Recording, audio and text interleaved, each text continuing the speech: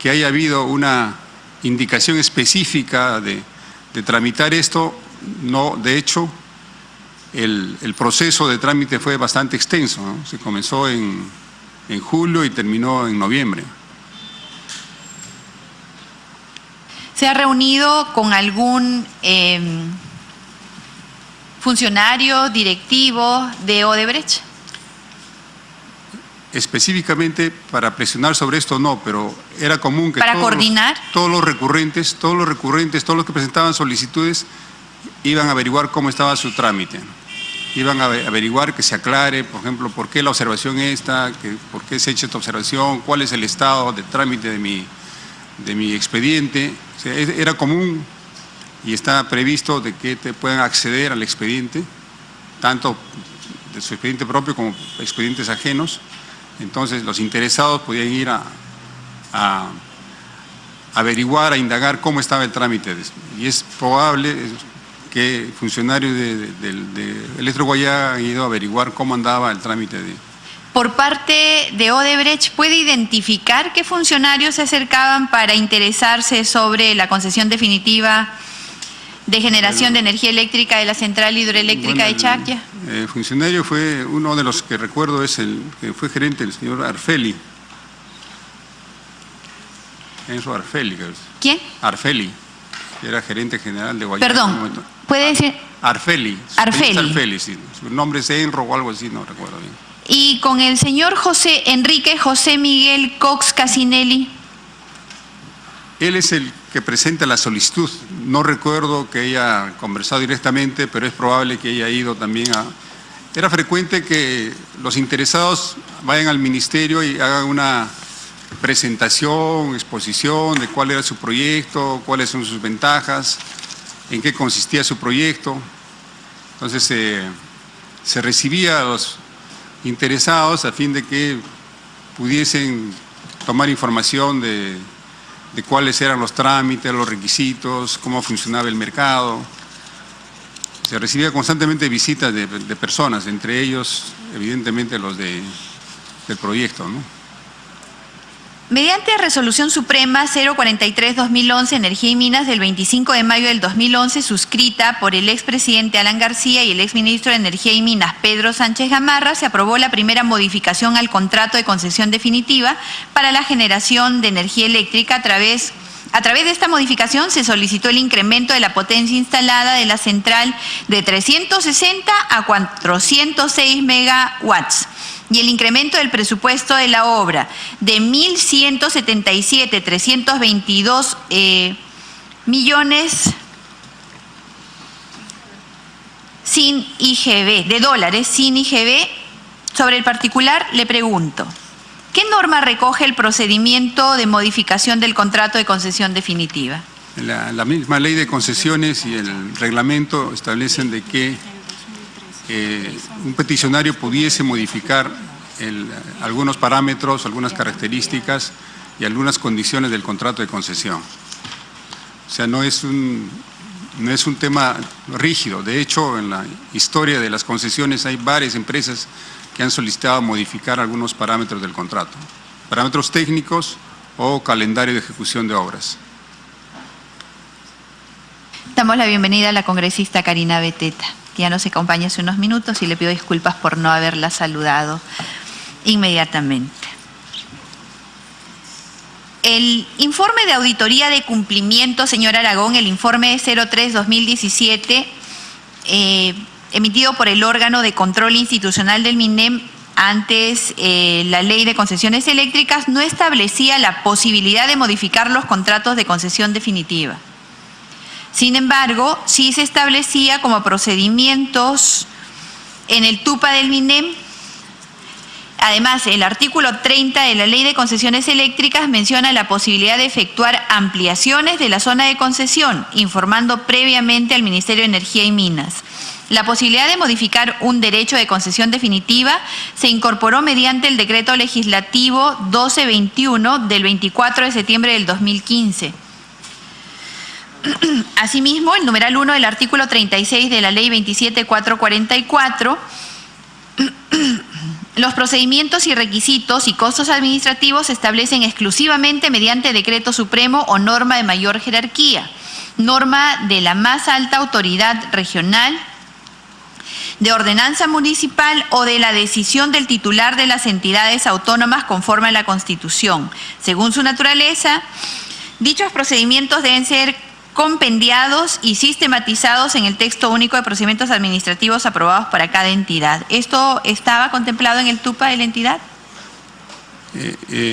Cuando yo asumí la dirección era un procedimiento normal de aceptar modificaciones en los contratos de concesión. Esas modificaciones se hacían mediante resolución suprema también. Entonces era prácticamente común, digamos así, de que los peticionarios pudiesen modificar el tamaño del proyecto, si es que lo consideraban conveniente, o modificar el calendario de ejecución de obras, ¿no? Entonces tendría que averiguar exactamente, me comprometo a buscar la norma que recoge este procedimiento, pero porque si no hay base legal, no hay forma de que pueda establecerse en el TUPA. El establecimiento en el TUPA exige que exista. Le voy a averiguar también, voy a averiguar exactamente qué es lo que figura en el expediente del trámite correspondiente, ¿no? ¿Qué implicancias técnicas y económicas tiene el incremento de la potencia instalada en una central hidroeléctrica? Bueno, de hecho todo el desarrollo del proyecto, tal como está concebido en la ley, es responsabilidad del recurrente. El recurrente es una empresa privada que puede buscar las mejores opciones para su negocio. Dentro de las opciones que tiene la empresa es poder reevaluar las características técnicas de un proyecto. Entonces, sin modificar sustancialmente el recurso, o sea, la zona donde va a poner la central, puede hacer mejoras en los diseños, por ejemplo, levantar la altura de la presa, aumentar el volumen de agua almacenada, utilizar tecnología más eficiente para las turbinas, una serie de factores técnicos que le permiten hacer mejor uso del recurso. O sea, desde el punto de vista de la empresa, una inversión adicional en obras adicionales pudiese resultar un beneficio que se traduce en mayor cantidad de energía que puede producir.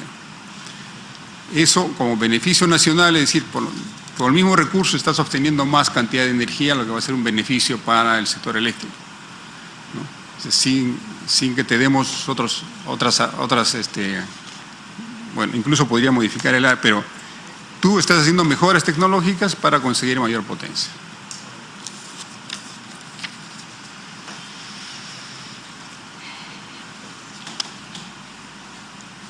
Obviamente implica mayores recursos, ¿no? El tema de la inversión también es un tema básicamente de la empresa. Lo único que establece el procedimiento es que la empresa declara una inversión que va a hacer y en base a esa declaración es que se le asigna la garantía que tiene que dejar. Evidentemente, en la evaluación técnica se ve que lo declarado no sea una cifra absurda, ¿no es cierto? Más o menos existen parámetros para indicar cuál es el rango de inversión en un proyecto. Entonces, ellos declaran cuál es la inversión que van a realizar en su proyecto y de acuerdo a eso se acota la garantía, a la fianza que tienen que dejar como parte del proceso de concesión. ¿Con qué lineamientos o dispositivos internos cuenta el Ministerio de Energía y Minas para evaluar las solicitudes de incremento de presupuesto, además de la Ley de Concesiones Eléctricas y su reglamento? No existe un procedimiento, es básicamente criterio técnico del personal que trabaja ahí, ¿no?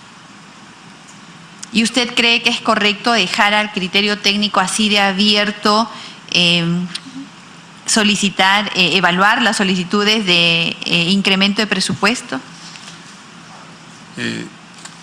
Es un tema bastante complejo porque cada proyecto hidroeléctrico tiene una serie de características particulares. Hasta donde yo sé, no hay ningún proyecto en el cual se haya aplicado una regla y se haya indicado de que ese proyecto puede costar una determinada cantidad, ¿no? Existen demasiada cantidad de parámetros por el cual no es sencillo establecer una regla predeterminada, ¿no? Entonces, el espíritu de la norma es que eso sea una declaración jurada del recurrente, ¿no? Y como digo, el único objetivo es acotar la garantía que va a dejar. En la primera modificación del contrato, la empresa de generación Huallaga solicitó un incremento de aproximadamente 250 millones. Pasa de 607.757.986 dólares a 862.633.164 dólares sin IGB. Sin embargo, en el proyecto del contrato de concesión y la correspondiente resolución suprema se consideró un monto superior al que la empresa había solicitado. Esto es 1.177.322 dólares.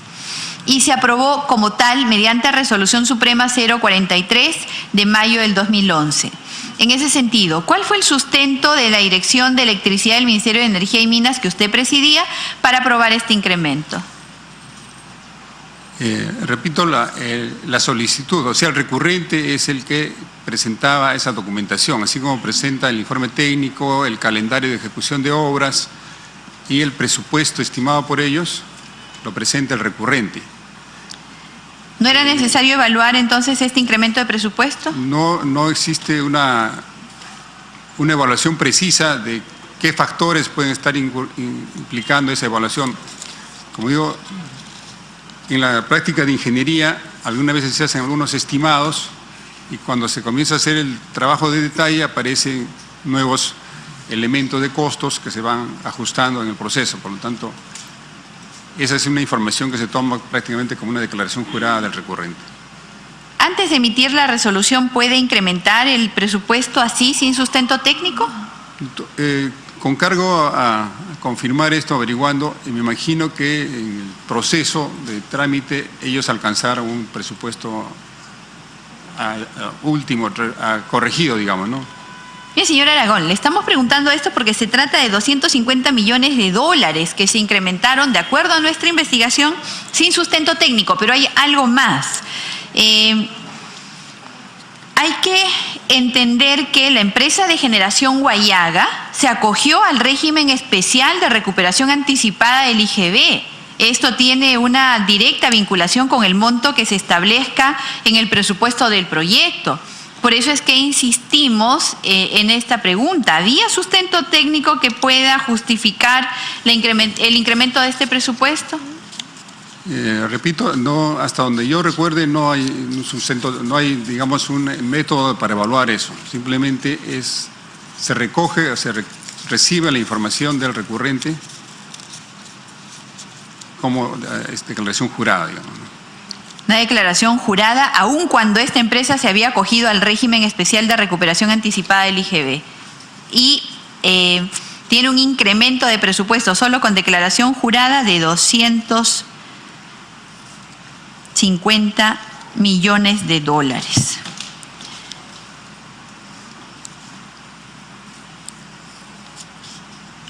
Explíquenos por qué se hicieron diferencias en los instrumentos normativos que aprobaban las 3 modificaciones del contrato de concesión. Por ejemplo, la primera modificación fue aprobada mediante resolución suprema, mientras que las 2 siguientes se aprobaron mediante resoluciones directorales. Las otras ampliaciones se hicieron cuando yo ya no estaba en el ministerio, o sea, no le puedo dar razón de cuál fue el sustento legal, ¿no? Yo ya no estaba en el ministerio después del año 2011, de agosto del 2011. ¿Hay arbitrajes derivados de este proyecto en este momento? Que yo sepa no, porque yo ya dejé el ministerio en agosto del 2011.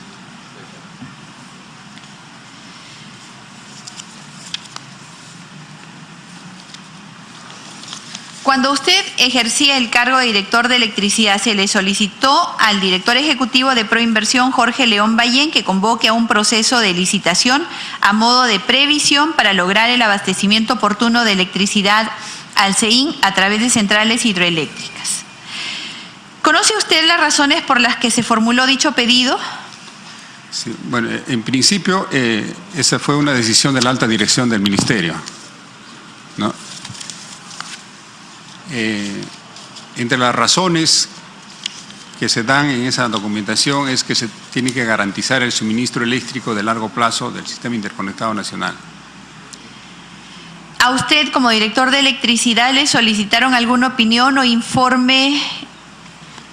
No, de hecho, el informe que sustenta la necesidad y el tamaño es un informe emitido por el COES, no por mi dirección. ¿Debieron solicitarle? No estaba entre las funciones de la dirección esa información, porque esto fue un proceso extraordinario que no estaba entre las funciones y fue decisión de la alta dirección hacer la gestión directa de esto. Describa alta dirección. Bueno, me refiero al ministro y viceministro. ¿Quién fue el ministro? El ingeniero Raúl Sánchez, Pedro Sánchez. ¿Existía un desabastecimiento real de energía que ameritaba la convocatoria de una licitación pública? ¿Cuál era la demanda proyectada del consumo? Bueno, según los estimados del COES, hacia el año 2016 iba a llegar más o menos a 7.500 megavatios, o sea, del año 2010 al 2016 iba a haber un incremento de 3.000 megavatios en la demanda. ¿Se habló de exportar esa energía a Brasil? Nosotros no estaba considerado en el informe del COES exportar, solo era para abastecer el mercado interno. Ahora, ¿cómo podemos creer realmente que había desabastecimiento real de energía si habían licitaciones que abastecían hasta el 2020? Estamos en 2018, ya habían licitaciones que abastecían hasta el 2020. Es más, se había llevado a cabo una licitación el año anterior. ¿Se ratifica en que había desabastecimiento real de energía? Mire, yo me guío solamente por el informe que hizo el COES. Le pregunto como profesional especialista en el rubro y que puede hacer un análisis objetivo. ¿Había desabastecimiento real de energía, señor Aragón? Bueno, yo entiendo desde mi punto de vista de que había preocupación sobre todo por el tipo de energéticos que se estaba utilizando. Las licitaciones que hicieron las distribuidoras estaban dando como respuesta un uso masivo del gas natural, ¿no? Las plantas que se instalaron en Chaglia, en Calpa, en Chilca, Fénix, Termoselva eran en base a gas. Entonces, en esos momentos se discutía, no solamente en los órganos internos del ministerio, sino en todo el sector energético, qué sucede si es que se acaba el gas, qué sucede si es que se interrumpe el gasoducto. Prácticamente medio país iba a quedar desabastecido de energía eléctrica. Entonces había una política general, digamos, decir, tenemos que usar unos recursos alternativos. Y había toda una política sobre el uso de recursos energéticos renovables. La energía hidroeléctrica era una energía renovable. Entonces yo entiendo de que la preocupación del ministerio era ver cómo se corregía la tendencia del mercado que había dado las licitaciones de los distribuidores. Señor Aragón, entonces no había un desabastecimiento real. Ustedes estaban suponiendo, y si se malogra acá, y si falla acá, y si no llega acá, entonces ¿cómo vamos a suplir? Independientemente de la fuente, me queda claro, corríjame por favor si me equivoco, que no había un desabastecimiento. Mire, el informe que he conseguido del COES recomienda y dice que se requiere. Lo que yo le manifiesto es mi percepción profesional de cuál era la situación, pero en el informe que presenta el COES concluye en que es necesario convocar incorporar, ¿no? Aquí está, dice, ¿no?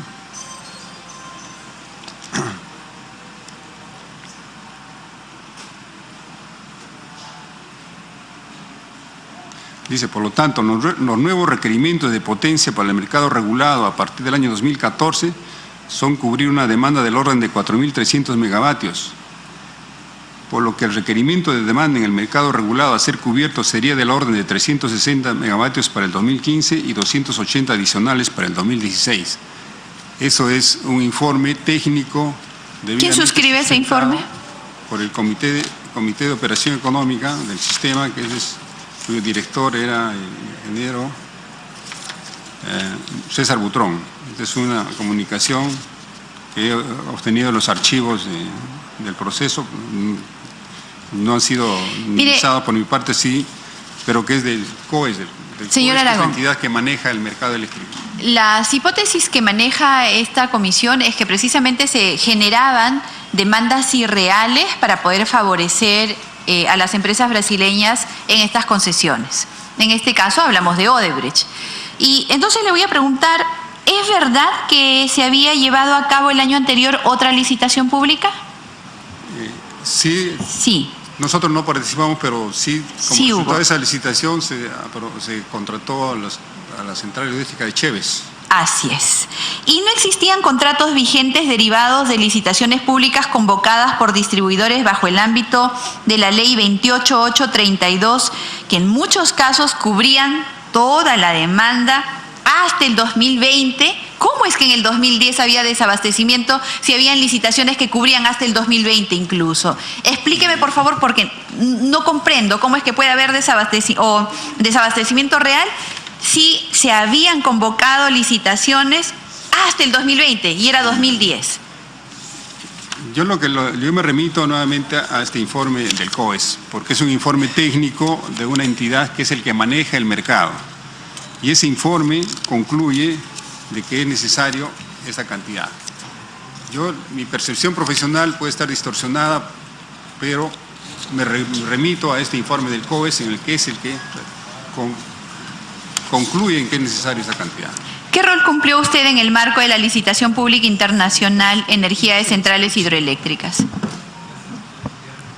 Bueno, todo el trámite de la licitación estuvo a cargo de Proinversión.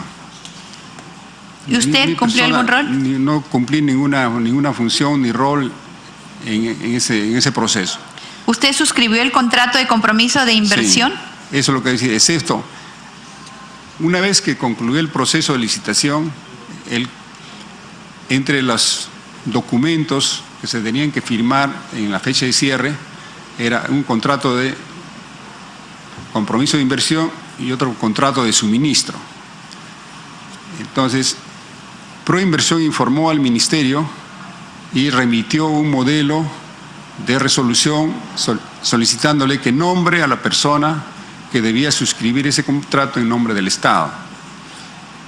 El borrador de ese contrato, de esa resolución, indicaba que era el viceministro.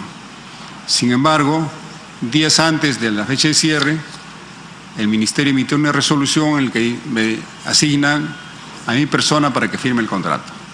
¿También el contrato de suministro? No, el contrato de suministro no. Solamente el contrato de compromiso. Compromiso de inversión. ¿Y el contrato de suministro no? No. Ya, entonces digamos, yo le pregunto qué rol cumplió usted en el marco de la licitación y me dicen ninguno porque todo lo llevó a cabo Proinversión. Luego, cuando le pregunto si ha suscrito este contrato, me dice excepto este. No, es que entonces, el proceso de licitación terminó con la adjudicación. Y solamente quedaba para la fecha de cierre la suscripción de los contratos. Pero todo el proceso en sí, donde se seleccionó las firmas, seleccionó las ofertas, se hizo la evaluación, etcétera, todo estuvo a cargo de Proinversión. Ese proceso terminó, si mal no recuerdo, en el mes de marzo. ¿Ha tenido? En abril ya. Es que sale la resolución donde me asignan a mí hacer la firma. Ok. O sea, yo no he participado en la elaboración del contrato, ni cómo se determinó el modelo, ni la redacción del documento, porque eso ya... ¿Ha prestado asesoría técnica durante este proceso? No, durante el proceso no.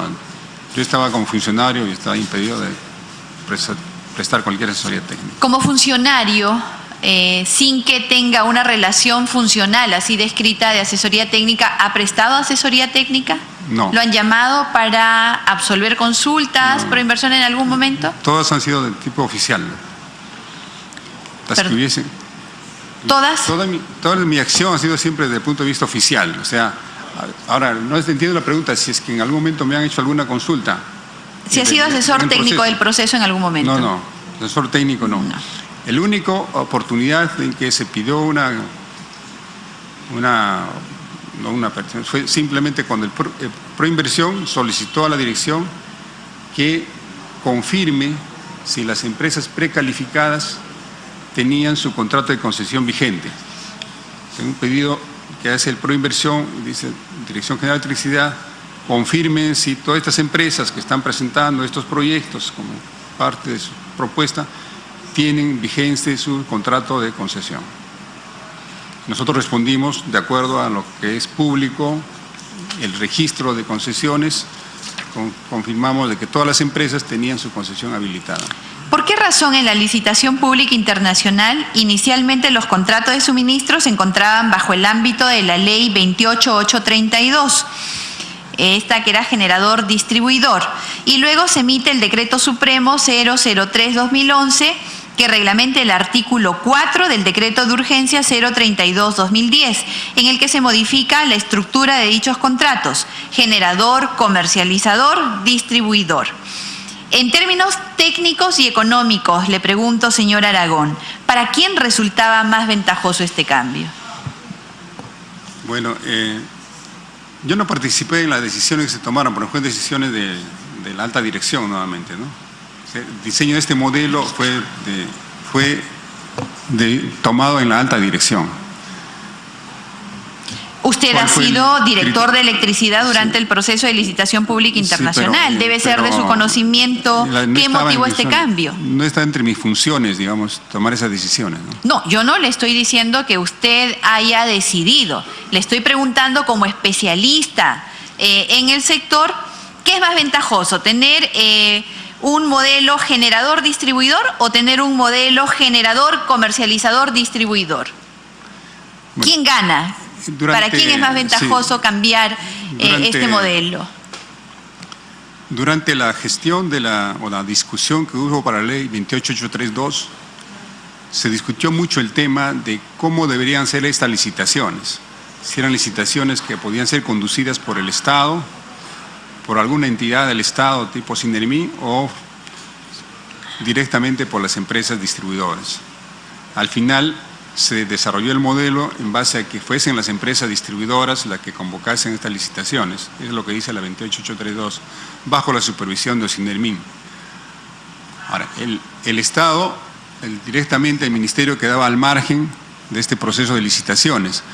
Sin embargo, hasta donde tengo entendido, este interés del gobierno de promocionar empresas o proyectos hidroeléctricos le condujo a hacer esta excepcionalidad, digamos, porque este decreto supremo tenía vigencia solamente hasta el 2012. Pero ahí se benefició Odebrecht, ¿no? Ampliamente. Bueno, fueron un total de hasta 7 o 9 ofertas, creo que las que se presentaron a la licitación. Pero ganó Odebrecht. Una de ellas fue Odebrecht, y otra empresa fue Cerro del Águila, y otra fue la empresa de Generación del Cusco. Fueron 3 empresas. Es decir, entonces, este nuevo modelo, generador, comercializador, distribuidor, resultaba muy conveniente para ellos, ¿no? Bueno, viéndolo desde una perspectiva que tienen ustedes de investigación, pero en el momento en que nosotros estábamos trabajando, parecía una salida razonable, porque cuando se le planteaba a las empresas, por ejemplo, del NOR o Luz del Sur, vamos a hacer una licitación solamente para hidroeléctricas, decían que no era atentar contra la libertad empresarial, que ellos podían contratar contra la cualquiera porque implicaba modificar la ley. Y por otra parte, como le repito, la inquietud o la preocupación del gobierno era decir, ¿por qué seguimos explotando tanto el gas y no explotamos el recurso hidroeléctrico? Entonces yo me imagino que, o sea, pienso como profesional que hubo varios factores que en ese momento estaban impulsando a que de manera excepcional se tomase una decisión para impulsar proyectos hidroeléctricos. Desde mi punto de vista yo lo veía como que sí era conveniente que el país desarrolle proyectos hidroeléctricos. Aun cuando esa demanda no estaba aprobada. aun cuando esa demanda No, se basaba en suposiciones de si se malogra y si deja de tener. Bueno, no había demanda para Ese que se momento- convoque una licitación, tenga el modelo que tenga. Yo no puedo afirmar si hubo o no demanda, como digo, vuelvo a repetir al estudio que hizo el comité, o sea, el encargado de manejar el sistema, él dice que hay esa necesidad.